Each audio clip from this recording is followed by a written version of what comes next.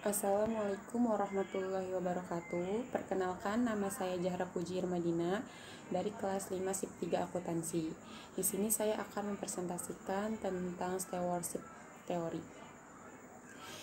Apa sih stewardship teori itu? Stewardship teori adalah teori yang menggambarkan situasi di mana para manajer tidaklah termotivasi oleh tujuan individu, tapi lebih ditujukan pada sasaran hasil utama mereka untuk kepentingan organisasinya. Sehingga teori ini mempunyai dasar psikologi dan sosiologi yang telah dirancang di mana para eksekutif sebagai steward termotivasi untuk bertindak sesuai keinginan prinsipalnya.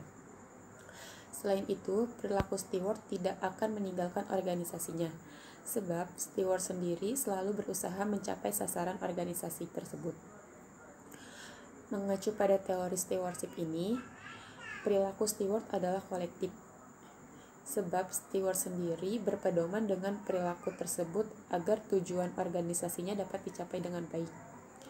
Misalnya, peningkatan penjualan profitabilitas, yaitu perilaku ini akan menguntungkan prinsipal termasuk outside owner-nya. Nah, di dalam stewardship teori terdapat beberapa faktor, yaitu ada faktor psikologi dan faktor situasional. Di dalam faktor psikologi itu ada 3, yaitu ada motivasi, identifikasi, dan penggunaan kekuasaan. Motivasi di dalam stewardship teori itu difokuskan pada intrinsic reward, yaitu penghargaan yang hakiki, di mana penghargaan yang tidak dapat diubah dengan mudah. Yang kedua, identifikasi. Stewardship teori akan mengidentifikasi organisasinya. Yang ketiga, penggunaan kekuasaan. Penggunaan kekuasaan aspek penting yang menghubungkan antara prinsipal dan manajer. Dan selanjutnya ada faktor situasional. Di dalam faktor situasional terdapat faktor manajemen dan budaya. Faktor manajemen yang digunakan stewardship teori adalah faktor manajemen yang berorientasi pada keterlihatan.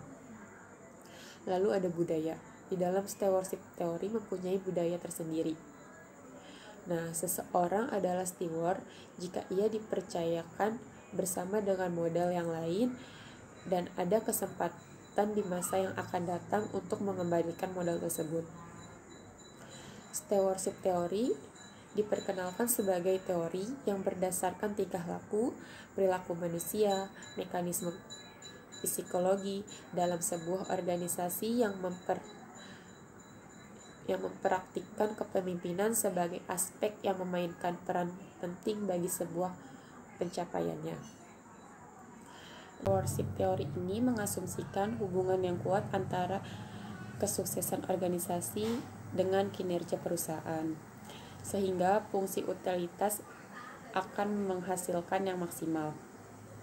Steward akan berusaha bekerja sama daripada menentangnya, karena steward merasa kepentingan bersama menjadi lebih utama dan berperilaku sesuai dengan perilaku pemilik merupakan pertimbangan yang rasional karena steward lebih melihat pada usaha untuk mencapai tujuan bersama dibandingkan untuk tujuan individu.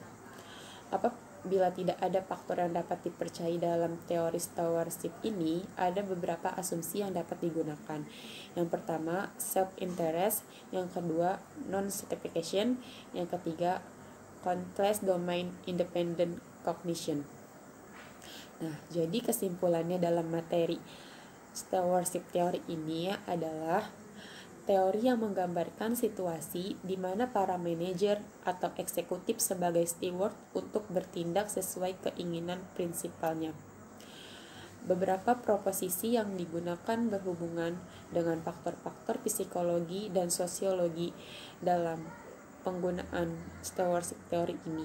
Yang pertama, orang yang memiliki dimotivasi oleh tingginya kebutuhan kemungkinan besar menjadi steward dalam hubungan prinsipal steward dibandingkan dengan yang tidak dimotivasi oleh tingginya kebutuhan. Yang kedua, orang yang dimotivasi oleh faktor intrinsik kemungkinan besar menjadi steward dalam hubungan dengan prinsipal atau steward dibandingkan dengan yang dimotivasi oleh faktor instruksi. Mungkin hanya ini saja yang dapat saya sampaikan, kurang lebihnya mohon maaf. Wassalamualaikum warahmatullahi wabarakatuh.